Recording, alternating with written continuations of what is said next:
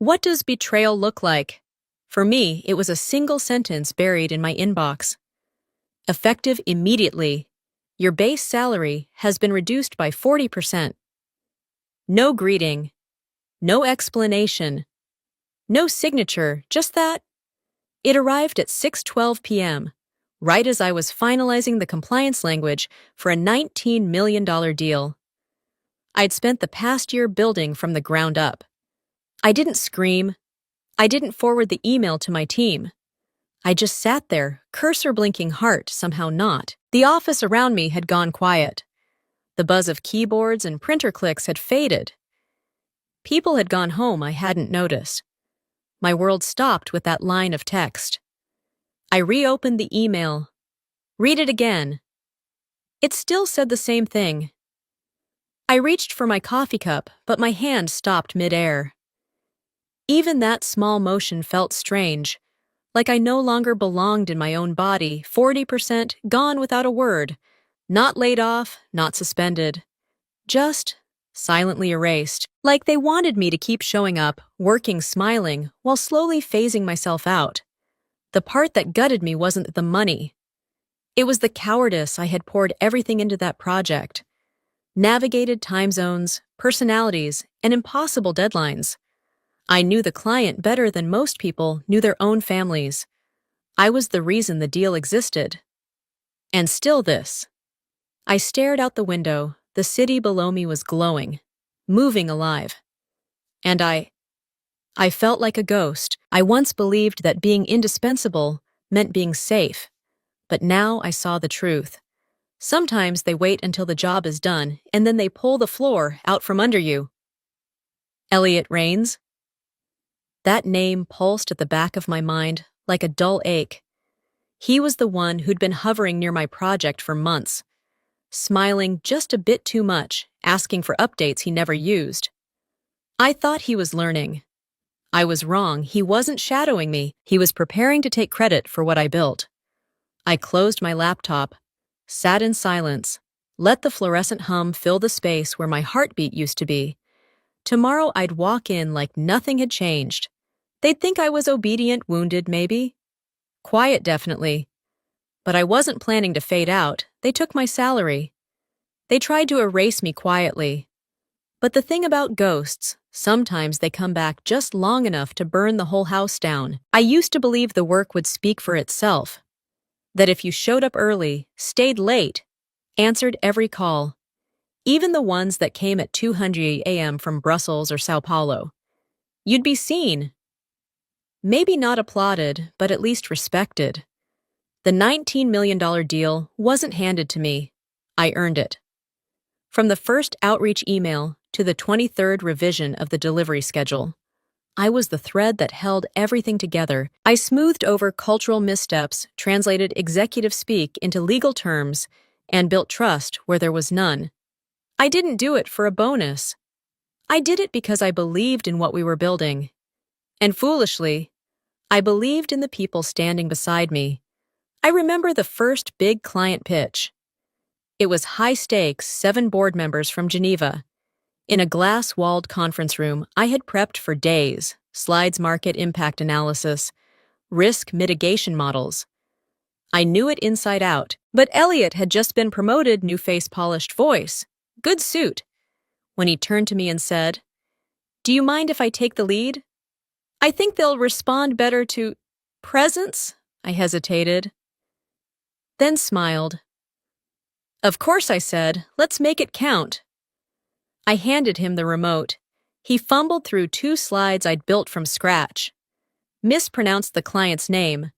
Got the metric conversion wrong. But he had charm. He recovered. The room laughed. The meeting ended with applause. Afterwards, he said, "We're a good team." I wanted to believe that. In truth, I kept doing the work, and he kept appearing where cameras were. It was fine. I wasn't in this for the recognition. Until the email. Until I realized the person I'd shielded, supported, even promoted, was the one who decided I was expendable. Now when I look back at that pitch room, I don't feel proud, I feel naive. Not because I gave him a chance, but because I thought giving him the spotlight would protect me from being erased. Turns out I handed him the match, and he struck it the moment the lights got too bright for me. The deal is still days from being signed. He's still on every call now, smiling, summarizing updates. I prepared holding client hands. I once earned the trust of, but behind the curtain, I'm still here, still watching, still holding pieces only. I know how to assemble.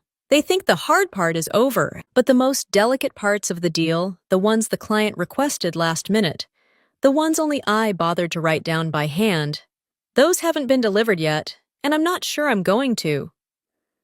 The next morning, I walked into the office like nothing had cracked. My blazer was pressed. My hair pulled back the way I always wore it when I needed to be taken seriously. I didn't touch the email. Didn't forward it, didn't even print it out. I just walked straight to Elliot's office and knocked once. He looked up from his phone, blinked, like he wasn't expecting me though. He absolutely was. And smiled, that smile, the one that curved only half his mouth. The one that said, I win. Hey, Sarali, he said, voice warm like we were friends. Grabbing coffee. Come in. Everything okay? I closed the door behind me. Slowly I saw the salary notice last night. He nodded. Yeah. Listen, it's just temporary budget stuff. Nothing personal, I said. Nothing. He leaned back, lacing his fingers behind his head like he'd just explained away a parking ticket. You know how it is. Quarter-end stress. Leadership wants to see tighter margins before we close big numbers. Still. I said nothing. He waited for me to protest, to plead. I gave him silence. I watched the way he avoided my eyes for just a second too long, the way his voice rushed to fill the gaps I left. He was trying to sell me something, but I wasn't buying any more. And that's when it clicked. This wasn't about budget. It never was. This was about removal, about erasure, not dramatic. Not with security guards or cardboard boxes. Soft surgical quiet. They didn't want a scene. They just wanted me gone before the cameras rolled. I had carried this deal in both hands for months. Now that it was days from being signed, he was trimming the edges, cutting away the parts that didn't fit into his photo op. Meaning me? I appreciate the heads up, I finally said, keeping my voice as even as possible. He looked surprised, then pleased. Like I'd passed some kind of test. Good, he said. Knew you'd understand. You've always been steady. Steady. Not brilliant, not essential, just steady. I nodded once, turned and walked out of his office. And I didn't cry, didn't shake, didn't slam the door, but inside something shifted. Every memory I had of helping him, of giving him credit, in meetings of stepping aside. When the spotlight turned, now felt hollow. He thought I'd roll over. He thought I'd keep quiet. Stay useful, then fade. But I wasn't planning to disappear. I was planning to watch, to wait. And when the moment came, let's just say I'd be ready. Silence became my weapon. Not because I was weak, because I finally understood how power works. In rooms like ours, it belongs to the one who knows when not to speak. After the meeting with Elliot, I stopped engaging. I let him have his stage, let him walk into briefings with half facts I had written, let him glow under praise from clients who still thought I was looped in, but quietly, I began taking inventory. I reviewed every email chain, every redline markup, every version of the contract our legal team had touched, and I found what I had been hoping for and what I feared. 2 versions. Version A. The one I personally finalized after months of negotiation. Legally compliant, approved by counsel, balanced in scope, timeline, and deliverables, ready to sign. Version B.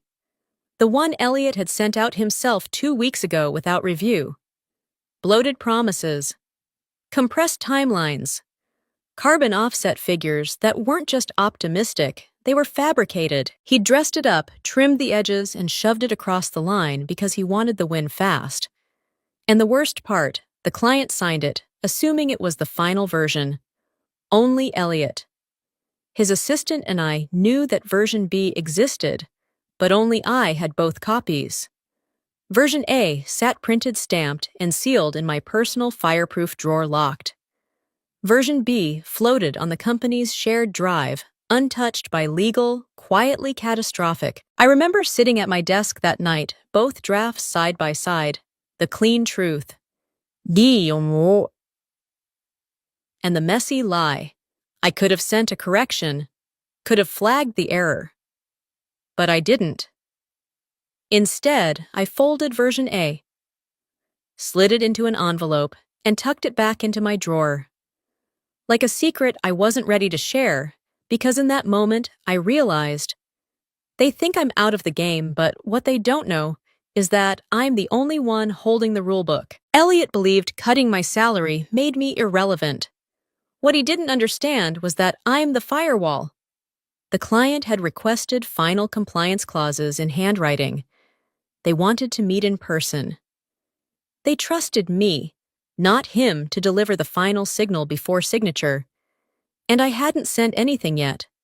I kept my head down that week, smiled when spoken to, answered only what was asked, but inside I was calculating, letting him get closer and closer to a finish line built on a lie. And when the time came, I wasn't going to push him. I was going to let him run straight into it. By Thursday, Elliot was glowing. The company had sent out media invites. The conference room had been cleared and rebranded into a global sustainability lounge, complete with glass displays and meaningless taglines. Reporters were scheduled to arrive. Cameras, backdrops, champagne flutes. It was all happening. And Elliot, he was treating it like his personal coronation. I watched from a distance, never invited into the meetings, never asked for input. Not that I expected to be, that was the whole point. I had been carefully cropped out of every frame, but they'd forgotten one thing.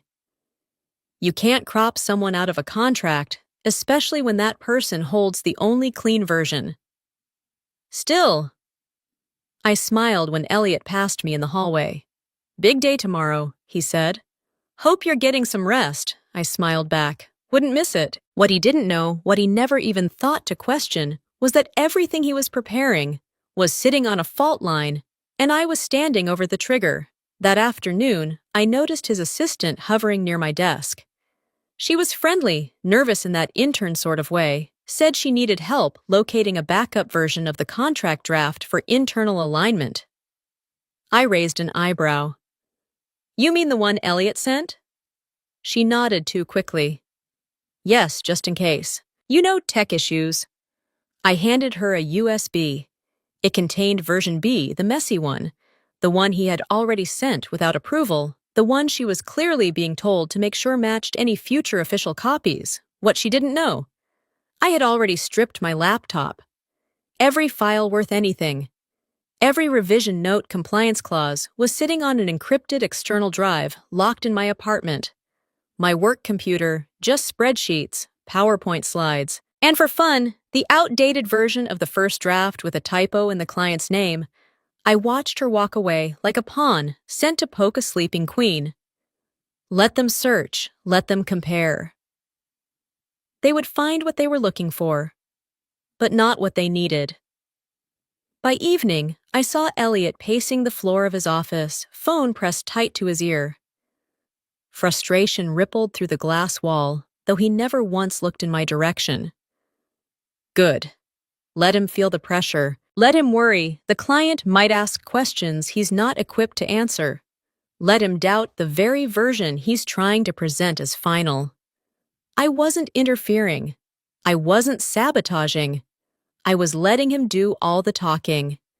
Because the closer he got to the stage, the more likely he was to trip over the one thing he never truly understood. The truth isn't always loud. Sometimes it waits, patiently sharpened, like a blade. And tomorrow, under the lights surrounded by applause and fake smiles that blade was going to drop, the signing ceremony was scheduled for 10 m. By 9:20, the lobby had turned into a gallery of illusion floral arrangements. Champagne bottles, chilling and ice, camera crews setting up their angles.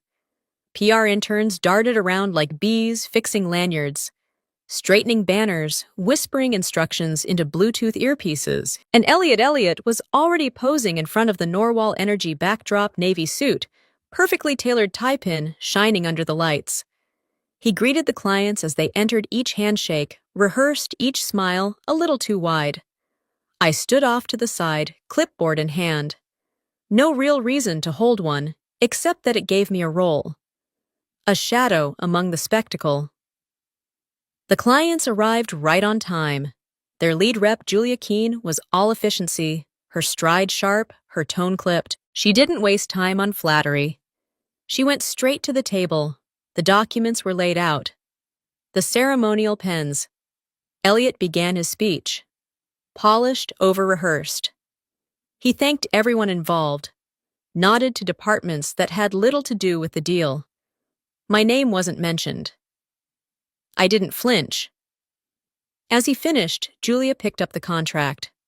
Page 123, her eyes scanning with the kind of attention that only comes from years of reading things others hope you won't. And then she paused, page 8, paragraph 6. Her brow furrowed, just to confirm she said her voice calm, but cutting this delivery schedule reflects the updated terms we discussed last month. Yes, Elliot blinked. His smile faltered for a second. Just a flicker. But it was there. Absolutely, he said. That timeline was aligned across our teams. She looked back down, because this states June 1st for Phase 1 delivery, she said slowly. But we agreed to August 15th with a grace period. That's not what's here. The room changed instantly. A ripple, as if the temperature dropped by 5 degrees. Our legal counsel shifted in his seat. A PR manager's pen fell and clattered onto the floor. Elliot tried to recover. I believe that's just a formatting discrepancy, perhaps. An outdated copy.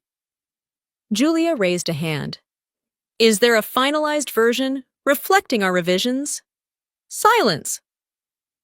Elliot looked toward his assistant. She paled, fumbled with her tablet, looked back up. Helpless. I can have someone pull it right away. Elliot said, voice too fast now. We'll get it resolved. Julia closed the folder, her jaw tightened. I don't move forward on assumptions. And just like that, the performance started to crack. Camera flashes stopped. No one was smiling and I stood still. Clipboard pressed lightly to my hip, saying nothing not yet because this was the sound of fault lines splitting. And all I had to do was wait for the building to fall. The silence in the room had a weight to it. Julia Keene sat with the contract closed in front of her, her expression unreadable. Elliot stood just a few feet away, sweating lightly beneath the artificial lights, trying to look calm while panic simmered under his skin. Around them, the room had frozen. No one dared to speak. The cameras, once clicking like clockwork, had gone still. PR managers exchanged looks. Legal counsel sat stiffly, hands clasped too tightly in their laps. Elliot's assistant was pretending to scroll through her tablet, though her fingers trembled. And I stepped forward, not with drama, not with a raised voice or shaking fists. Just 3 steady steps. I didn't look at Elliot. I didn't need to. He felt it the moment I moved. I faced Julia directly and spoke evenly clearly, like I was reading from a prepared statement, though I wasn't. That version wasn't approved. I recommend we pause the signing. That was all one sentence, one truth. It landed in the room like the click of a loaded gun. Julia looked up at me.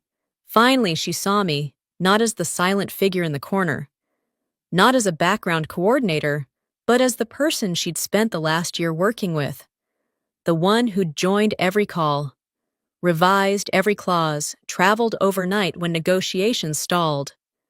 The real bridge. Her lips pressed into a thin line. She nodded once, slowly. Thank you, she said, quiet but firm. She turned back to Elliot. I want all official versions sent directly from legal. Until then, we hold Elliot.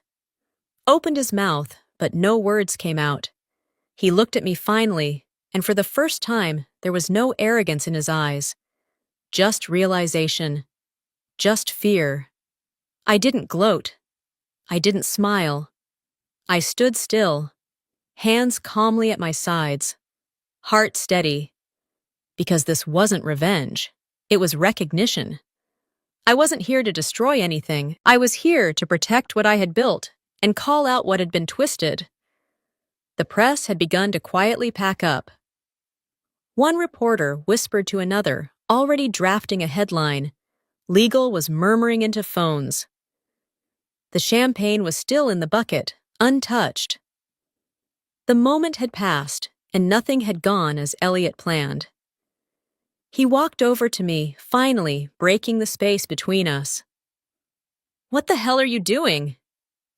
he muttered through clenched teeth.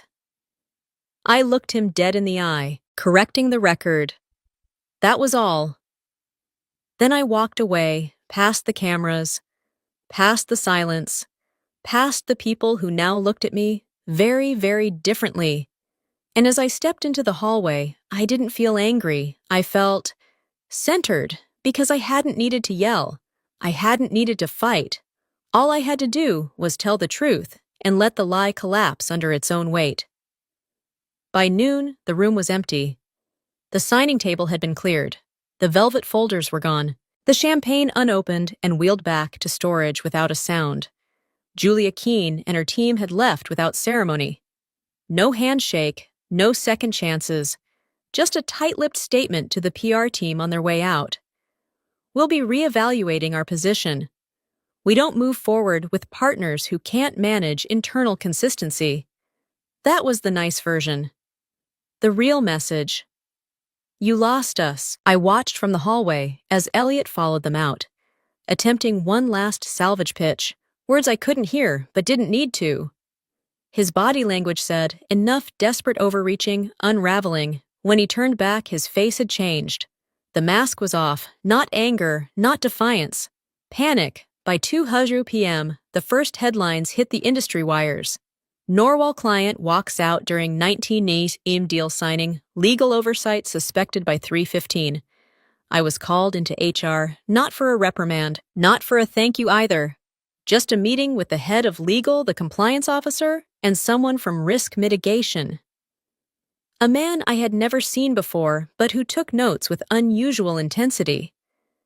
They asked if I had been aware of the incorrect contract version being circulated. I said yes. They asked why I didn't stop the signing sooner. I paused, then answered truthfully. Because no one asked me to be part of it.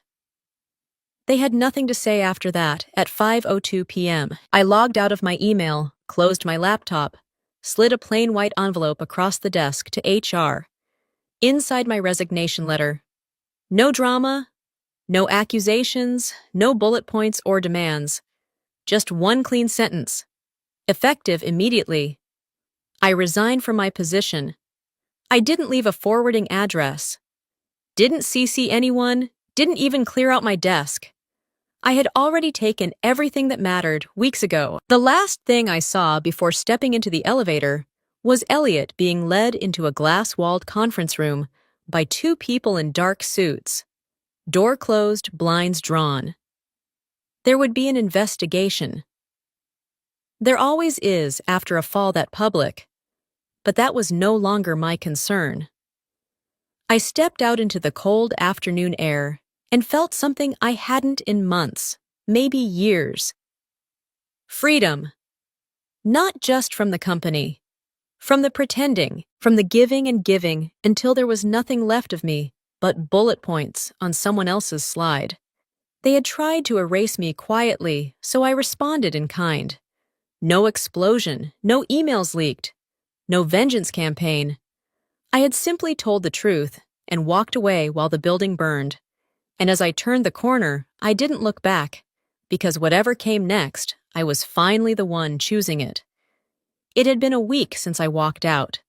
7 days without emails, without 3 a.m., calls without the weight of holding something together that was never designed to support me. I had deleted every calendar alert tied to Norwal.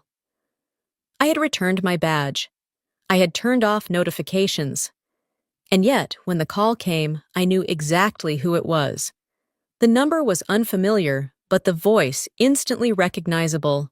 Julia Keene. There was no small talk, no pretense. She didn't ask how I was adjusting or whether I missed the company. She got straight to the point. We're re-engaging the project, but not with Norwal. I sat up straighter. We want to resume negotiations independently, and we'd like you to lead it. Not as an employee. As a consultant. I didn't answer right away, a week ago. I might have hesitated. I might have asked if Elliot was aware, or if Norwal would be informed, but not now. Not after everything.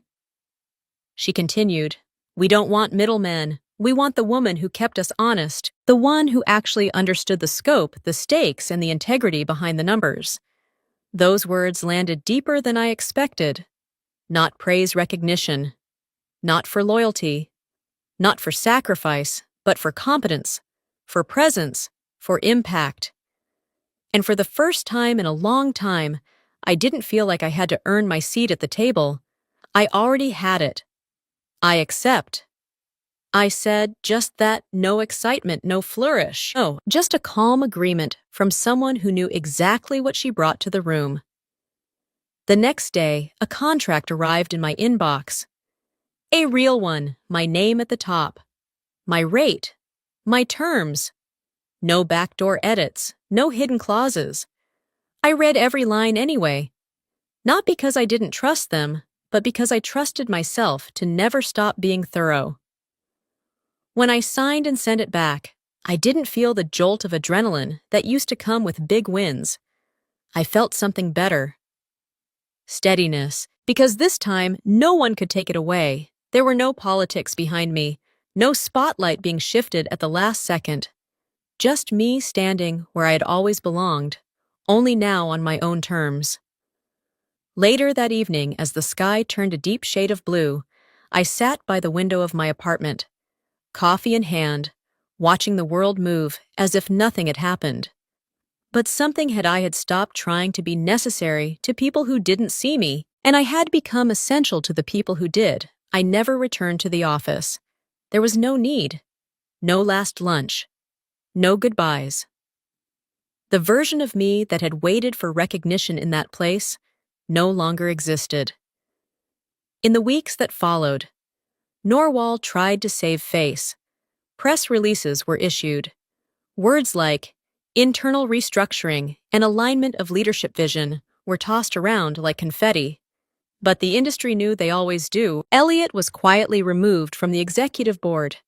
His name vanished from the website overnight. The headlines never mentioned him again.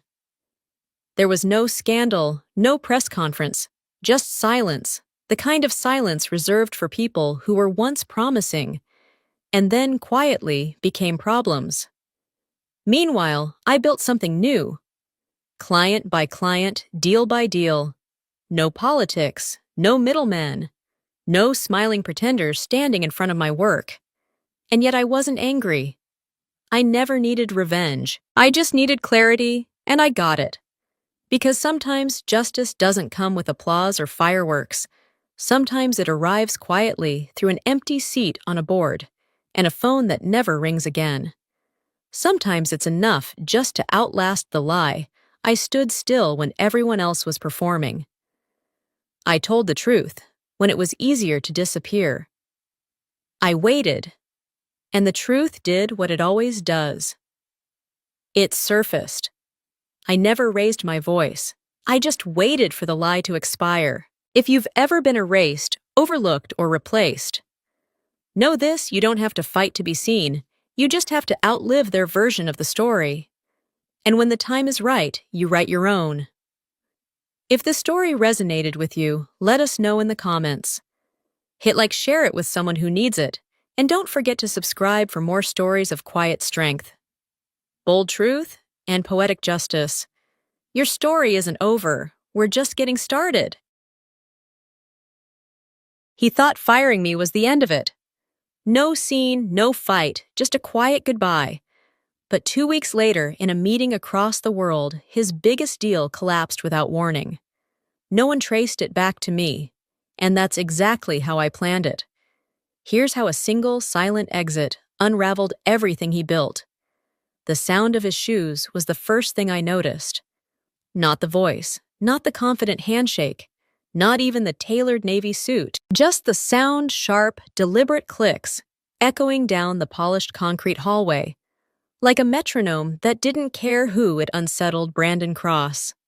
35 maybe, the new CEO of Langston & Rowe. He walked through the front doors that morning like he'd already been running the place for years. Didn't pause to speak to the receptionist. Didn't acknowledge the security guard who held the door. Just breezed through the lobby with a sleek briefcase and a look in his eyes that said, "I'm here to fix everything." Technically, it was his building now.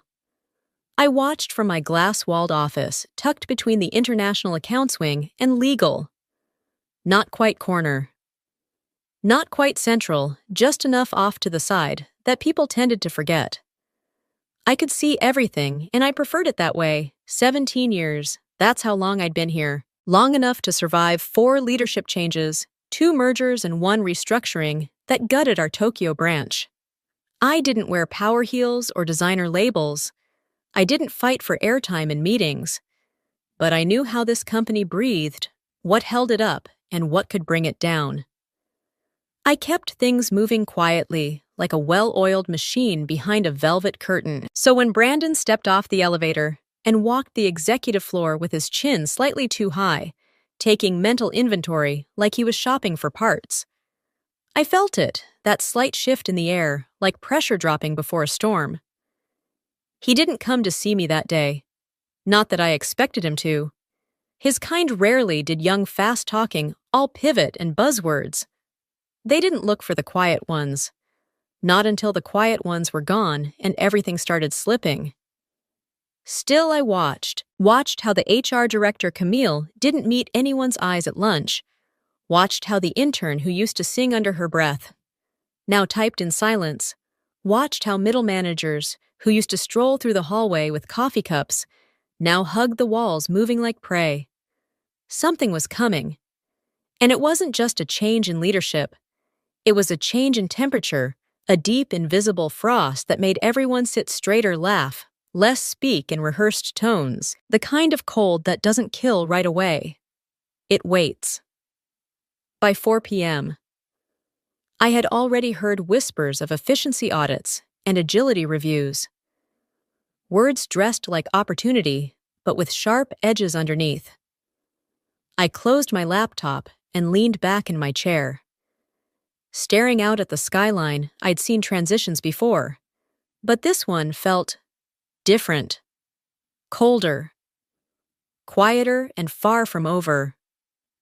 The first thing to go was the laughter. It used to drift through the halls, small things, someone sharing a dumb joke near the copier, someone else venting after a client call in that half-whispered, half-laughing way we all did.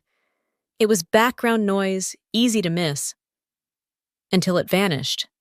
Now there was just stillness, and doors that used to stay open. Camille and H.R. Jansen from finance were shut more often than not. The tap-tap of heels on tile sounded faster now, more urgent, as if everyone had somewhere better to be. Or maybe they just didn't want to be seen standing still. The word restructuring hadn't officially been spoken, but it didn't need to be.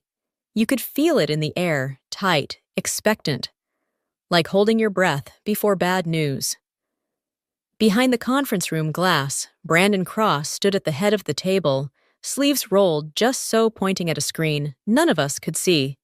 I watched from my office across the atrium, pen in hand, though I wasn't writing. 3 closed-door meetings in 5 days. Always the same group. Brandon, legal, HR, and someone from strategy I didn't recognize, and always followed by an absence. First, it was Terrence, who'd run logistics for over a decade. His desk emptied overnight. No farewell email, no awkward cake in the break room, just a sudden vacancy where his nameplate used to be.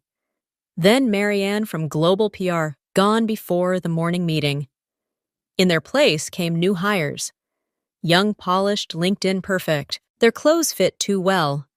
Their smiles were slightly too eager. They walked fast and talked faster. But when you asked them a question about legacy systems or old vendor contracts, they blinked, asked you to repeat yourself, took notes like they were learning a foreign language. They called it modernization. I called it hollow. From my seat near the window, I watched it all without a word, the swirl of activity, the shifting alliances, the reshuffling of desks and titles. No one asked for my input. That was fine. I didn't offer it. Instead, I took notes in my head in the margins of unrelated meeting agendas on yellow sticky notes that I tucked beneath my keyboard. Not facts exactly, but patterns. Tones. Glances exchanged between managers. The new stiffness in hallway conversations. The way the printer near HR jammed and no one fixed it for 2 days because no one knew who was supposed to anymore. My pen moved almost absent-mindedly as I watched another unfamiliar face pass by the glass wall. Another replacement. Another empty seat filled before it had time to cool. I didn't panic. That wasn't my nature, but there was a certainty building inside me, quiet but firm, like a low hum under the floorboards. This wasn't a rebrand, it was a teardown. And the people who kept the walls standing, people like Terrence, like Marianne, were being cleared out, like old furniture. I stayed still, eyes open, because the storm hadn't broken yet. But it would. The all-hands meeting was called for 9 a.m. sharp, mandatory. The email had said, a new era of efficiency. The subject line had promised. By the time I slipped into a seat near the back of the glass-walled conference room, most of the team had already assembled. Faces were tight with anticipation. Others forced into neutral expressions. No coffee cups, no idle chatter, just silent glances and the occasional throat clear. People sat straighter now, as if slouching might get them noticed for the wrong reasons. Brandon Cross stood at the front, flanked by a projector, and his 2 newest hires, young, polished, eager to impress. He clicked the remote and launched into his presentation, eyes shining with the kind of certainty only someone brand new could wear so comfortably. "We're entering a new phase," he said, his tone clipped, rehearsed. One focused on agility, strategic clarity, and most importantly, eliminating inefficiencies. He walked as he spoke, slow and theatrical, like a motivational speaker playing to an audience that hadn't bought tickets. Too many outdated processes. Too many people doing tasks that no longer serve our mission. We need to be lean, nimble. Future-facing, the buzzwords came fast. Synergy digital transformation, Gen Z, compatible workflows. A few heads nodded. Most stayed still. I kept my eyes on him, pen resting idle on my notepad. I'd heard this speech before. Different wording, different faces, same script. Then mid-sentence, Brandon paused and looked directly at me. "You're Dorothy, right?" There was a slight hesitation in his voice, like he was reaching for a name he hadn't bothered to learn, but suddenly realized he might need. "Yes," I said calmly. He smiled, more performance than warmth. "Remind me again what your role is. You're in." Translation. A few people shifted in their seats. Someone let out a breath too quickly. I didn't flinch. "I manage our communications and international partnerships," I said evenly. "Specifically, our East Asia accounts contract negotiations, cultural alignment, and long-term client retention. I don't just translate words. I translate intent." Brandon blinked once, nodded like he understood, but I saw it, that glazed-over look. He wasn't really listening. Not to the words, not to the weight behind them. To him, I was still the language person. A relic of the old system. Not someone worth remembering after 2 months on the job. Well, he said quickly, moving on. As I said, streamlining is the goal, and just like that, I was invisible again. The rest of the meeting passed in a blur of metrics and vague promises. By the time we adjourned, 3 departments had been targeted for review. Everyone knew what that meant. As the room emptied, I gathered my things slowly, deliberately. I didn't rush, I didn't speak, but something inside me shifted. It wasn't the words that cut it, was the absence behind them. The way Brandon asked what I did like, it was trivia. The way he filed me away in a box I didn't belong in. The way he smiled without seeing me, and I knew then, with unsettling clarity, he had no idea who I was or what I carried. But he would. The email arrived at 9:42 a.m. Subject line meeting request. Brandon Cross time. 10:00 a.m. Location conference room 3B. No agenda. No subject details. Just a sterile calendar block. Dropped into my morning without context. I didn't need one. Everyone knew what those meetings were about. Now I stared at the screen for a long moment, then closed the tab and let out a slow breath. I smoothed the front of my navy blouse and reached for my notebook. Not that I'd need it. The gesture was muscle memory, something to hold so my hands wouldn't betray what I felt. The hallway to 3B felt longer than usual. As I walked, I passed Jacob from legal, who quickly turned to study a vending machine he'd already used. Monica from creative looked up briefly, then busied herself with her phone like she hadn't seen me at all. The only person who met my eyes was Rachel, the accountant, from down the hall. She gave me a quiet nod, the corners of her mouth twitching in apology. She knew. They all knew Brandon and Camille were already in the room when I arrived. The blinds were drawn halfway, letting in the kind of gray morning light that made the city outside feel distant and irrelevant. Camille sat with a manila folder in front of her hands, folded neatly. Posture stiff. Brandon stood by the whiteboard, pretending to study something he'd written, though. I doubted it mattered, Dorothy, he said like he was greeting someone at a dinner party. Thanks for joining us on short notice. He gestured toward the chair across from them. I sat my back straight. Palms resting flat on the table, Camille gave me a small smile. Professional, sympathetic, distant. Brandon moved to sit, adjusted his cuff, then opened the folder like it was some sacred document. I want to start by saying how much we appreciate your years of service. He began. You've been a valued part of the team. The words felt like they'd been pulled from a manual. He didn't even look at me when he said them. He continued, voice smooth, practiced. As you know, we've been undergoing significant organizational review. As part of our initiative to streamline operations and realign strategic goals, we're consolidating some overlapping functions.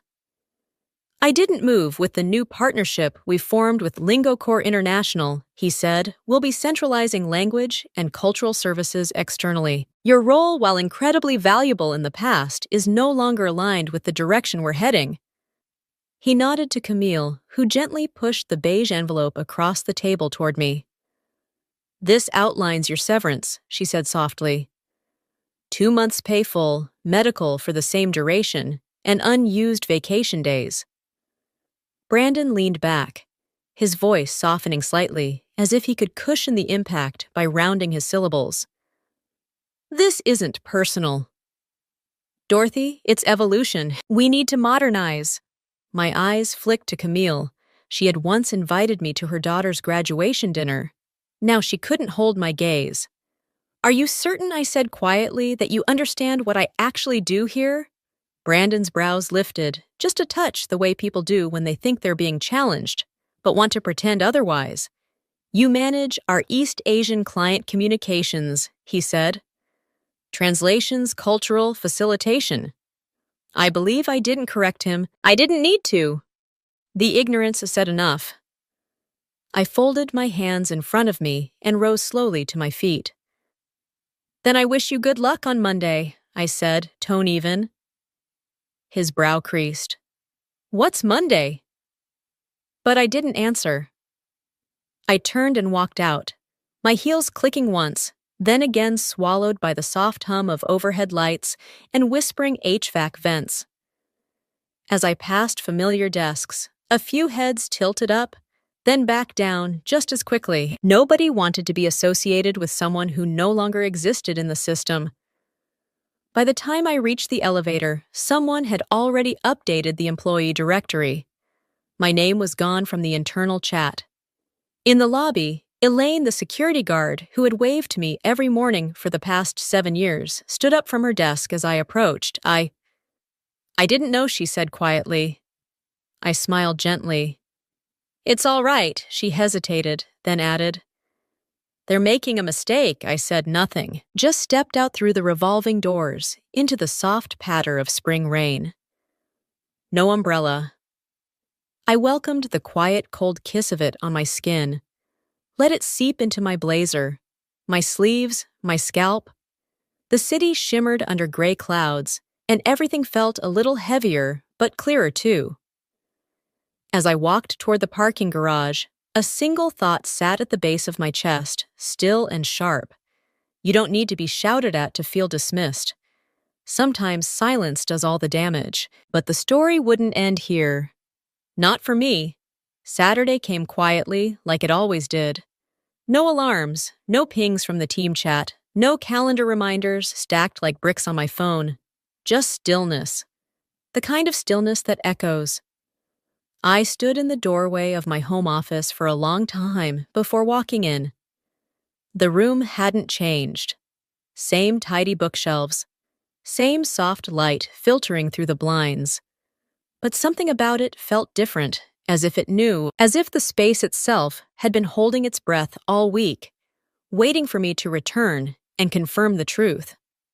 This was no longer my remote workspace. Now it was just a room. I moved slowly, deliberately. I wasn't rushing to clean things out, not like in the office where I'd been erased before I could even unplug my laptop. Here, there was no one watching. I could take my time.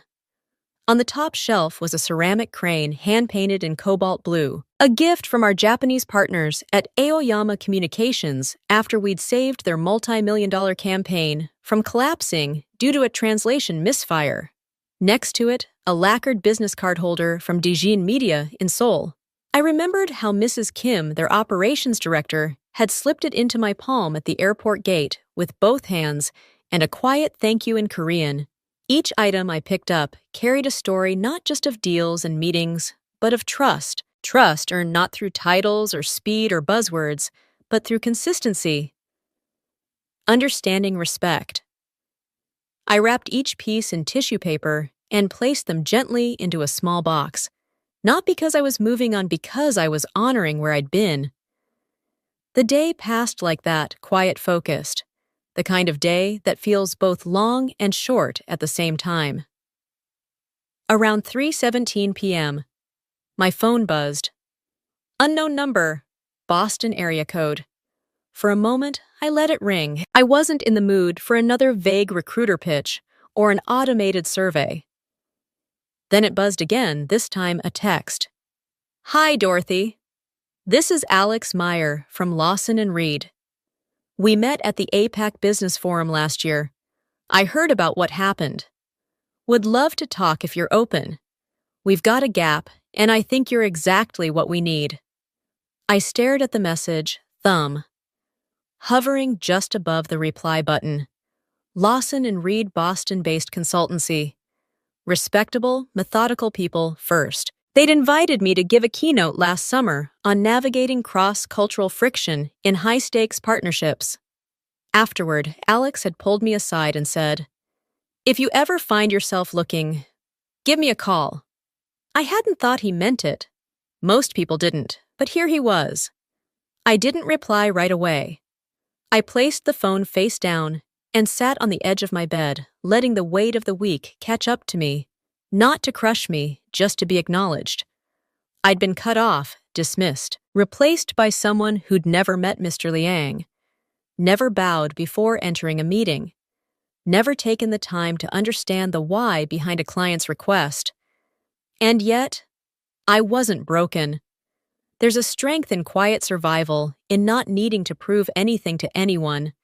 Later that evening, I responded to Alex with a short but clear message.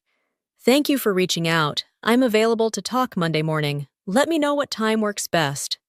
His reply came minutes later. 9:00 a.m.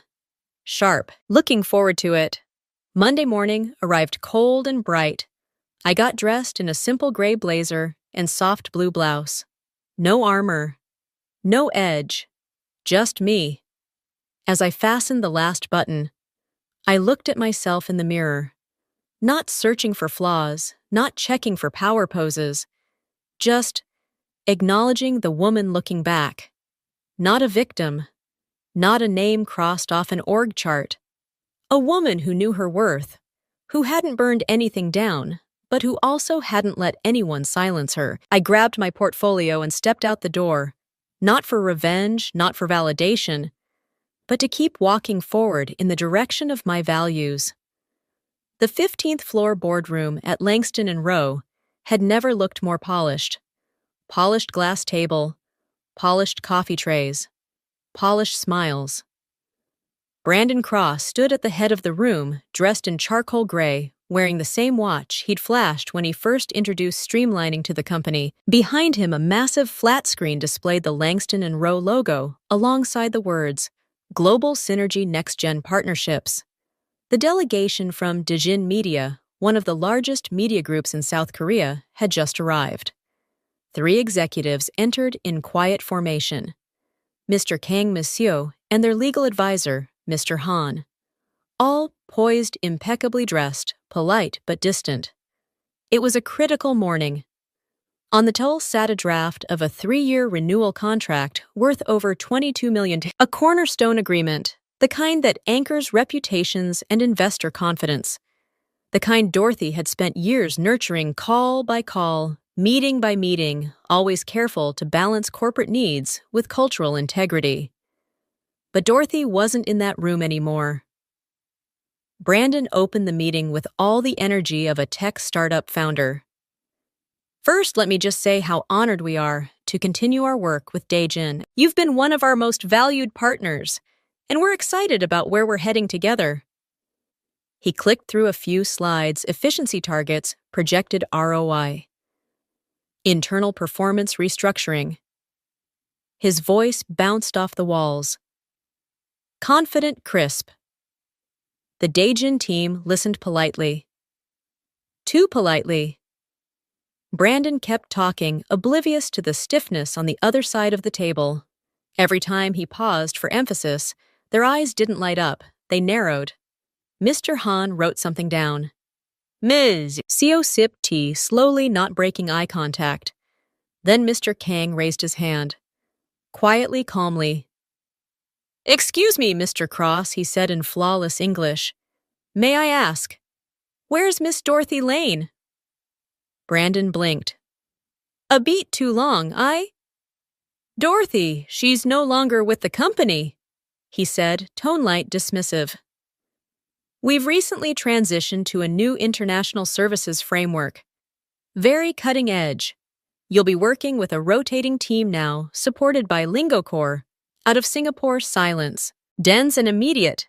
Mr. Kang glanced at Ms. Seo, who nodded ever so slightly. Then he looked back at Brandon.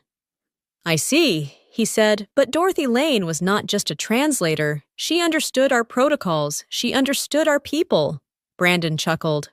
The kind of laugh meant to mask discomfort.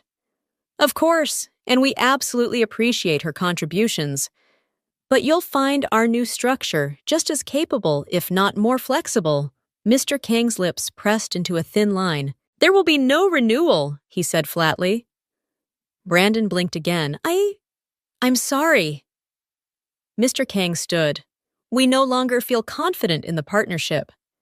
You've removed the only person who ever truly respected the relationship, not just the transaction." Ms. Seo rose next. Mr. Han collected his papers with precision. Brandon stammered, "I assure you this is a misunderstanding." "It is not," Mr. Kang said, already heading for the door. It is clarity, 10 minutes. That's how long it took for the room to go from poised victory to unraveling disaster. As the door closed behind the delegation, Brandon stood, frozen lips slightly parted, like a man watching his reflection crack down the middle. Across the city in the sunlit offices of Lawson and Reed, I sat with a cup of coffee in hand. Alex Meyer had just stepped out to prepare the client dossier for my onboarding. The desk they gave me was temporary, but the view was permanent. Boston skyline layered behind framed glass, morning sun cutting across the floor like a spotlight. I hadn't needed to check the time. I knew Dajan's meeting with Langston and Rowe was at 10 a.m., and I knew exactly how it would go. At 10:13, my phone buzzed. A message from a former colleague, someone who hadn't spoken to me since I'd been let go. All it said was, they just walked out. Dajin pulled the deal. Brandon looks like he's been slapped with a brick. I took another sip of my coffee. Didn't smile? Not really, but something in my chest. Something deep and quiet exhaled. Not vengeance, not pride, just justice. Subtle, precise, inevitable. I didn't need to gloat. I didn't even need to speak. Because truth doesn't need a microphone. It just needs time. It started with the Daejin fallout. Then it began to spread. At first, it looked like a ripple, a minor delay from a Tokyo-based firm citing internal reassessments. A polite reschedule request from a Singapore media group, just to revisit the terms. Brandon brushed them off as routine. Nothing unusual in a shifting market, he told the executive team. We'll realign, clients just need reassurance. But reassurance didn't come. Instead, by the end of the week, a French tech conglomerate paused its contract renewal process. A longtime German publishing client suddenly asked to renegotiate its delivery timelines. A Canadian partner who had never missed a quarterly sync-up failed to show and didn't respond to Brandon's follow-up email until 3 days later with a cold single-line reply. We're watching how you handle transitions. Inside Langston and Rowe, panic didn't show up loudly. It crept in through the seams. People spoke softer, meetings ran longer with more finger-pointing and fewer decisions. Even the bright-eyed hires Brandon had once paraded around like trophies now sat with tense shoulders and darting glances. Brandon, meanwhile, kept spinning. He blamed the agency in Singapore, LingoCore. They're failing to localize messaging effectively, he said in a leadership call. His voice just a little too tight. We may need to consider an alternate vendor. Camille from HR, once always at his side, said nothing. She had bags under her eyes now. The kind that come from watching things fall apart from behind a glass door you can't open. But no matter how Brandon pivoted, one name kept surfacing in the background. Noise Dorothy? In internal whispers, in client calls, in emails that started with, "We were surprised to hear she's no longer with you." There was no smear campaign, no loud denouncement, just quiet absence, the kind that echoes louder than presence when trust is gone. Brandon tried to counter it with forced enthusiasm. We're evolving, he said during one Friday town hall. Change is growth. This is just the market testing our resilience. But no one was buying it, especially not the clients. Meanwhile, across the city, I worked quietly in a sunlit office, coffee in hand, headset in place. I wasn't looking back. Not really, but I was paying attention. My inbox at Lawson and Reed had begun to fill, not just with new contacts, but with old ones.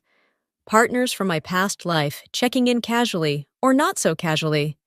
One message from Mr. Liang read, "We've heard where you've landed. We're very pleased. Let's talk soon." Another came from a contact in Osaka I hadn't spoken to in over a year. "Is it true you've moved firms? We're unhappy with how things are being handled. Would love to reconnect." I didn't initiate these messages. I didn't have to. Trust once earned deeply doesn't vanish overnight. It waits quietly, and when the time is right, it returns home. At Lawson and Reed, I wasn't just answering emails. I was rebuilding a bridge network, brick by brick. Not for revenge, for renewal. Back at Langston and Rowe, Brandon's world continued to shrink. One morning, a senior client from Indonesia canceled a video call with 2 minutes' notice. Another declined to attend the quarterly review presentation altogether, sending a junior rep in their place with a single instruction: observe only, do not speak.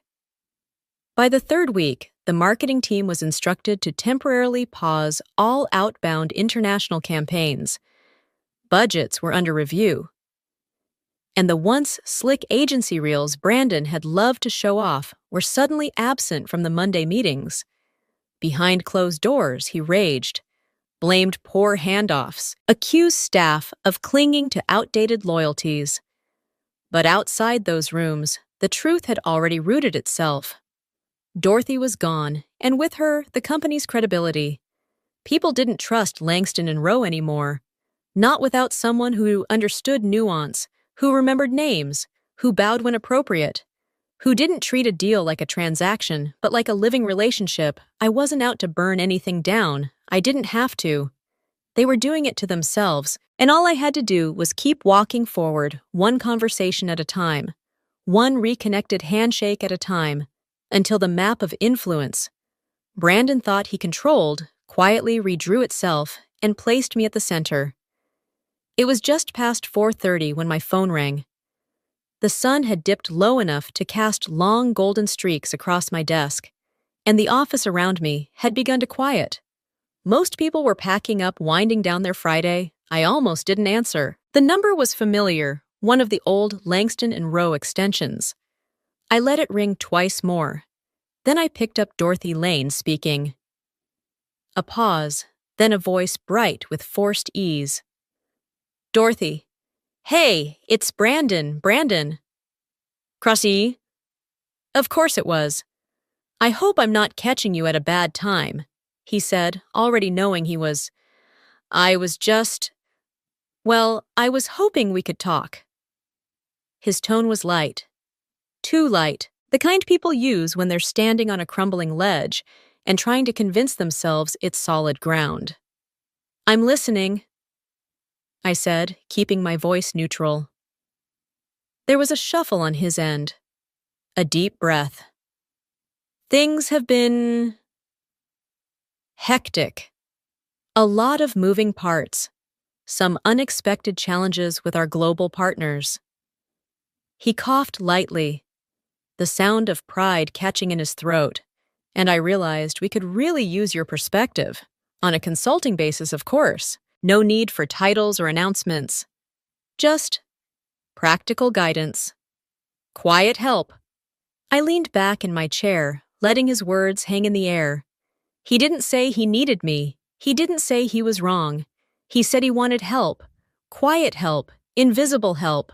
Help without dignity. I see, I said slowly. You want to talk in person? Yes. Yes, that would be ideal. Tomorrow, maybe I can send a car. No need, I said. Come to me Monday, 9:30 a.m. I'll text you the address. Brandon hesitated, then chuckled weakly. Right. Of course I'll be there. I ended the call without another word. That night, the rain tapped softly against my windows, like a secret being whispered from the sky. I sat at my kitchen table, a single lamp casting warm light onto the pages spread before me. Not revenge plans, not war maps. Just clarity. I made a list, not of targets, but of truths. What I had done, who I had helped, what had fallen apart without me, and most importantly, what I had rebuilt since I remembered Mr. Kang's face when he asked where I was. I remembered the awkward silence in that boardroom when Brandon said I was no longer with the company. I remembered the contracts that stalled the partners who withdrew the cascading failure that Brandon still refused to trace back to its source. I didn't need vengeance. I didn't want power. I wanted precision. Presence.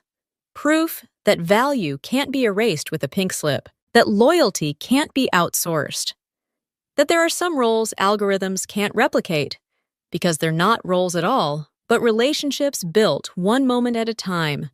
By midnight, I had outlined everything I needed, the boundaries I would set, the terms I would demand, not as payback, but as a mirror.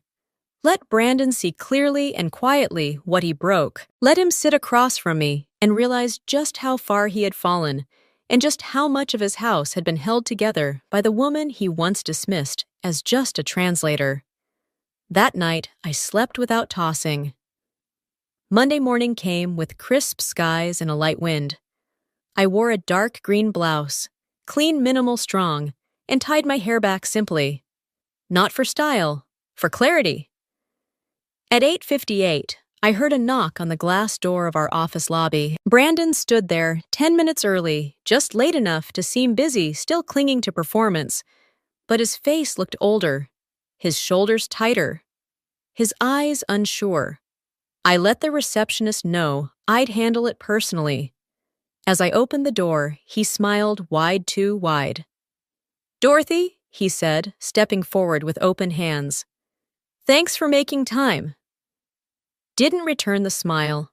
Right this way, we walked down the hall in silence, his polished shoes clicking too loud against the stone floor. The same sound I remembered from that first morning he arrived too confident to pause, too proud to knock. I led him into a small meeting room. Nothing grand, just glass walls, clean lines, and one clear table between us. He sat. I didn't. Not yet. "You wanted to talk," I said. He nodded quickly, unfolding papers, diagrams, slides. "We're navigating some turbulence, as you might have heard temporary, but we think your insight could be critical in realigning some relationships starting with Daejin, but others too. We'd of course compensate you fairly. Discreetly. No need to revisit the past." He looked up expectant. I met his gaze, calm and steady, and I smiled just a little, not cruelly, not smugly, just with the quiet satisfaction of a woman who knew she had already won before he even picked up the phone. When I walked back into Langston and Rowe, no one noticed. There was no welcome reception, no murmured whispers of, "She's back," no eyes following me down the hallway. That was exactly how I wanted it.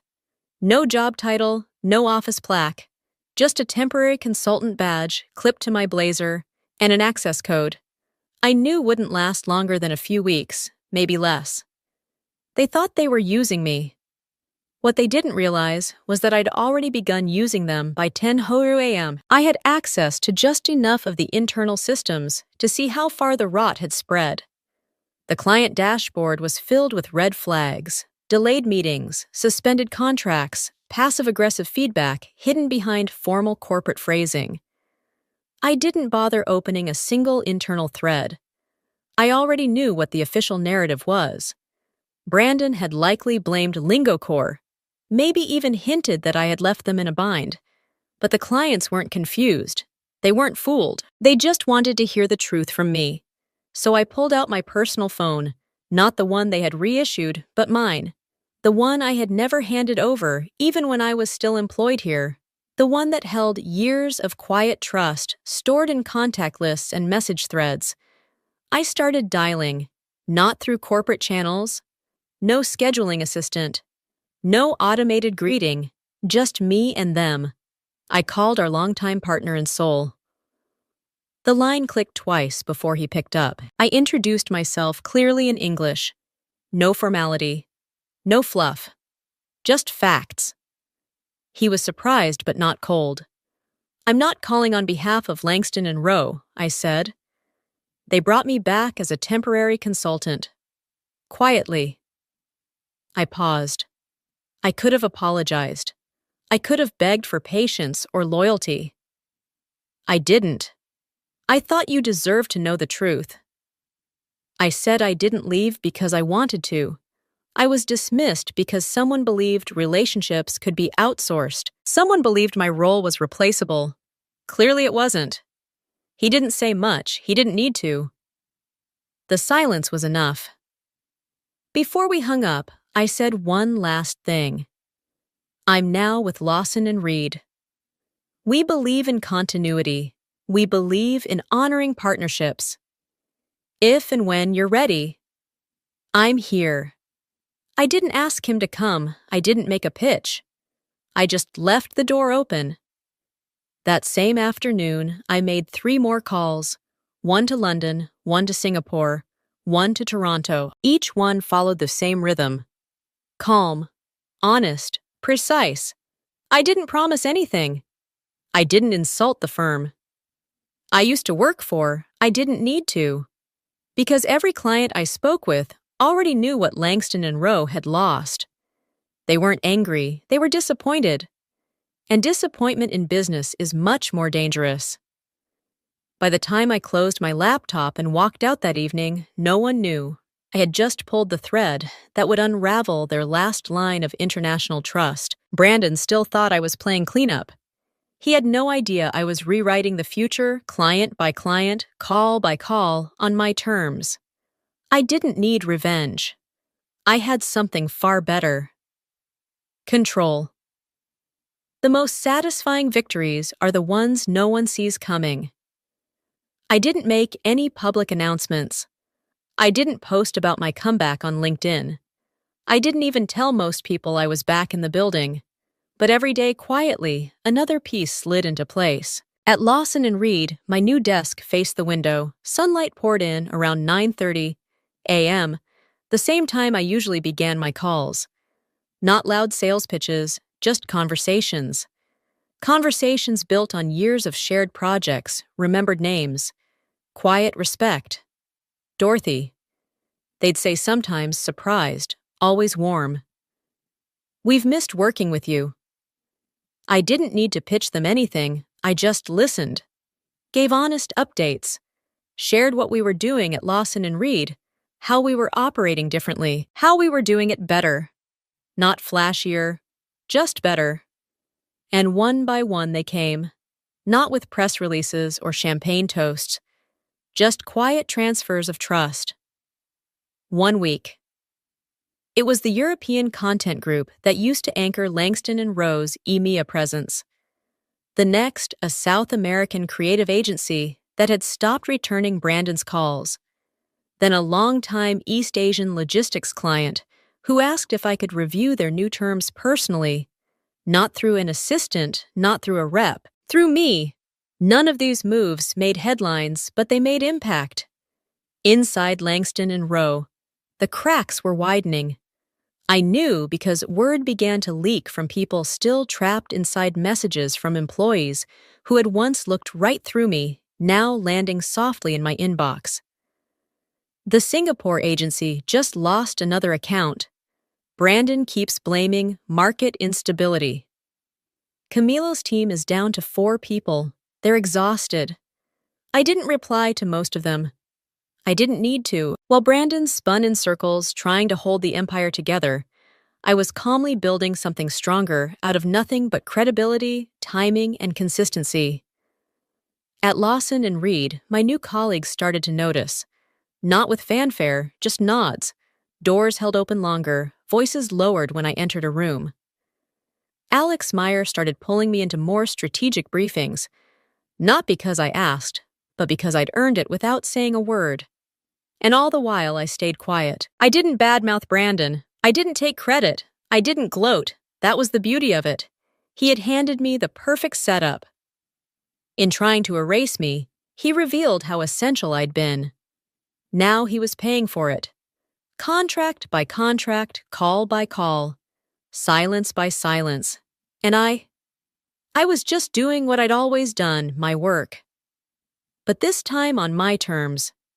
There was one moment that stayed with me, a Tuesday afternoon walking out of a discreet meeting in a private suite at the Langford Hotel. I had just introduced Alex to 2 international partners I used to manage.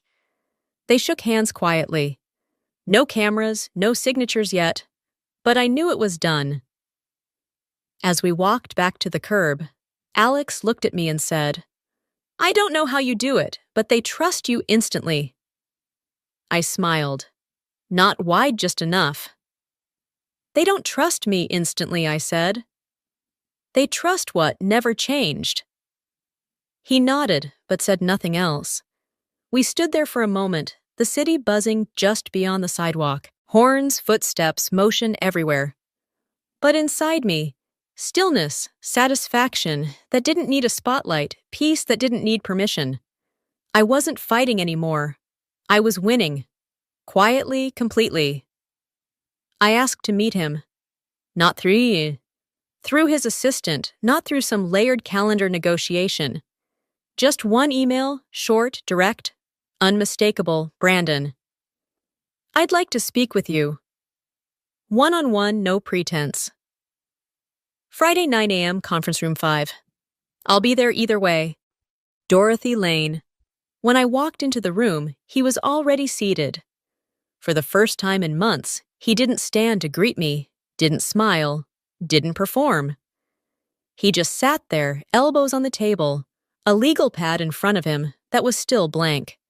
His pen wasn't moving. Good. He finally understood this wasn't a negotiation. I sat down across from him, the silence stretched, I let it. He looked like a man who'd stopped sleeping, pale, slightly hunched. The usual arrogance drained from his shoulders like blood from a cracked vase. I didn't enjoy it, but I also didn't feel sorry for him. I assume this is about the soul account, he said, first voice thin. Or maybe Tokyo or Paris. I shook my head once. No, I said. This is about all of it. He blinked. You called me a consultant, I continued. You thought you were being clever, bringing me in without titles, without credit. But you made one critical mistake. I leaned forward not to intimidate, but to make sure he heard me. Every word you underestimated the one thing you can't buy, the one thing you can't outsource, trust. He swallowed, but said nothing. You thought it was just about language, just about contracts and etiquette. But what I gave those partners, what they gave me in return, wasn't transactional, it was earned. I pulled a simple folder from my bag and laid it on the table. Inside were names, dates, and transfer confirmations. Every client who had walked. Every account that had quietly moved to Lawson and Reed. They didn't leave because I asked them to. I said they left because of you. His mouth opened, then closed again.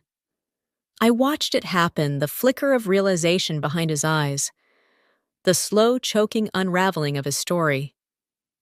You fired me, I said, not because I was incompetent, but because I didn't fit into your spreadsheet. Because I made you feel replaceable. I stood gathering my bag, calm as ever. I didn't come back to fix this, I said. Brandon looked up desperate now. Then why I paused in the doorway. Hand resting lightly on the frame, I came back. So you'd know exactly who removed every nail from the throne you built out of vanity. And I left no threats. No slamming doors, no raised voice. Justice doesn't need theatrics, just truth. Outside, the morning light broke across the skyline like a quiet promise. I stepped into it with no badge, no title, no lingering weight, and yet I'd never stood taller. Langston and Rowe didn't crash all at once. It unraveled quietly, painfully, and very publicly. A whistleblower emerged. Then, too, the press caught wind of the internal exodus, the botched international transitions, the collapse of trust in key markets. Headlines followed like falling dominoes. Global clients pull out of Langston and Rowe amid scandal. CEO Brandon Cross resigns after series of high-profile losses. Former partners allege gross mismanagement, lack of cultural competence. Investors panicked. Board members quit. The stock tumbled, then flatlined. It didn't take long. By the end of the quarter, Langston and Rowe was no longer a name whispered with respect in global circles. It was a cautionary tale about ego, about oversight, about what happens when you confuse efficiency with integrity. And me, I was at peace. I sat by the window in my new office at Lawson and Reed, a cup of jasmine tea in hand, morning light pouring across my desk. The air was still. No phones ringing off the hook. No urgent Slack messages. Just quiet focus and a view of the skyline I never used to stop and appreciate. My calendar was full but not frantic. Strategy meetings with people who listened. Partnership reviews with teams who asked thoughtful questions. Clients who respected the process because I respected them first. This wasn't a rebound, it was a reset. The door behind me clicked once. A soft delivery of mail. I barely turned. Just reached over, set the envelope aside, and took another sip of tea. Then my phone buzzed. A name I hadn't seen in months. Lit up the screen. A former colleague from Langston and Rowe. One of the quiet ones, the ones who had watched it all happen and said nothing, not out of malice but fear. The message was short. I should have stood with you sooner. I see that now. I'm sorry. I stared at it for a moment, not with anger, not even with pity, just stillness. I didn't reply. Some messages aren't meant to be answered. Some realizations don't need my validation. I set the phone down and returned to the moment, to the warmth of the tea, the soft hum of life outside the window, and the quiet knowledge that justice had already spoken. Not loudly, not with revenge, but with consequence, and I didn't have to lift a finger to force it. Because sometimes peace doesn't come from striking back. It comes from knowing you were right all along and letting the fire burn itself out,